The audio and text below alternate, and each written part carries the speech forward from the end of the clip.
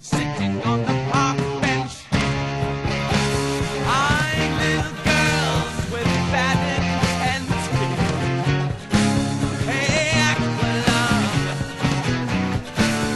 drying in the cold sun, watching as the pretty Peggy. Heavy Shreddin is a snowboarding game released for the NES by Parker Brothers in 1990. You'll board your way down a mountain in one of 5 events, trying to either beat the clock, score enough points, hit all the gates, or whatever the objective might be, depending on the event.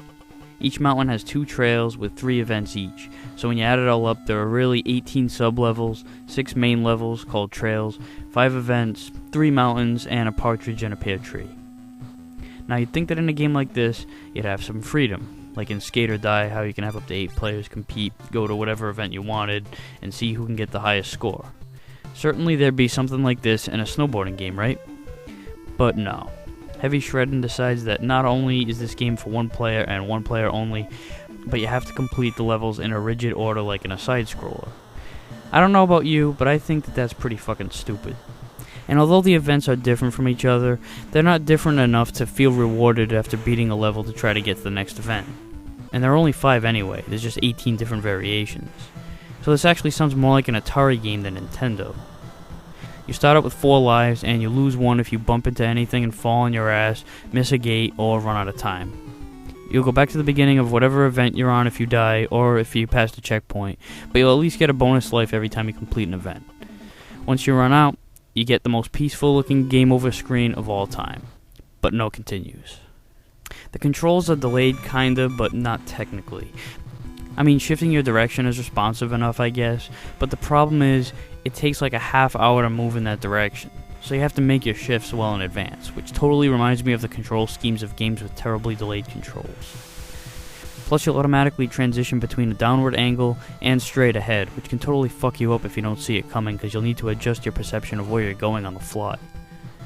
The graphics are extremely bland. All you have is a flat white surface with some trees, and a sky with no clouds or any kind of backdrop. And for some reason there's this fascination for pink.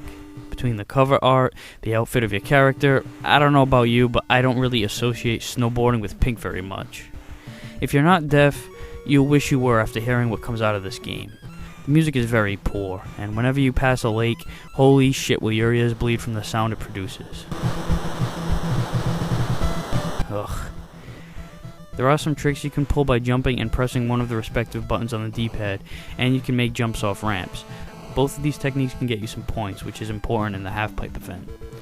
Speaking of the events, let's take a quick look at each of them. I'm not going to go through all 18 levels, because, I mean, what's the fucking difference? So I'll just summarize the 5 events.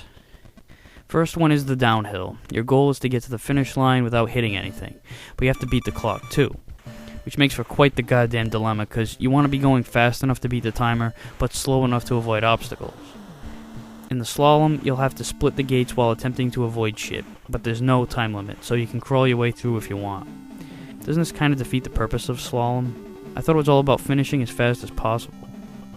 The backwoods is simply all about getting from one end of the hill to the other, but holy shit are there a lot of obstacles. There's trees, ramps that take you over parked 18-wheelers, lakes, clotheslines, deer, and these random asshole skiers and snowboarders that have nothing better to do than intentionally knock you off your board. What the fuck is your problem, man? Not to mention all kinds of other shit. Then there's the half pipe, which is such a pain in the fucking ass. You go back and forth across the pipe automatically, and the first few times I tried it, I pressed every button and it did nothing. Real user-friendly. But then I found out that you have to press the D-pad in accordance with the direction you're already moving to pick up enough speed to do a trick. An on-screen instruction will pop up and tell you to jump or do a specific stunt. If you get enough points, you move on to the next event. The moguls is a lot like downhill, only there's a ton of these snow bumps. The rest of it is like a mini backwoods course with trees, hoses, and the occasional deer. Every time you beat one of the 6 trails, you get this amazing cutscene. Good.